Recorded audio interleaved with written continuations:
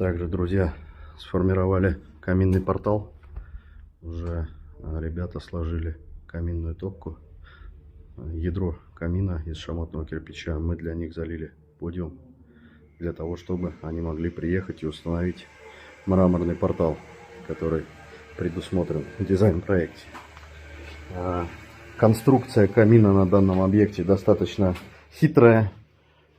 Спроектировали ее таким образом, чтобы топка была кирпичная, а дальше шел уже готовый дымоход блочный. Это не керамический дымоход, а какой-то как-то полимерно-композитный.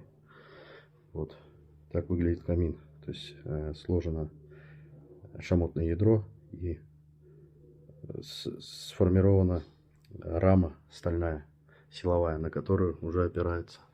Далее дымоход и проходит на второй этаж. По дымоходу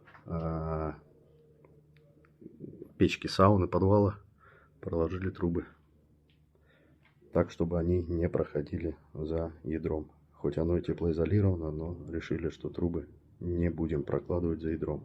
Опустили их слева и увели в подвал.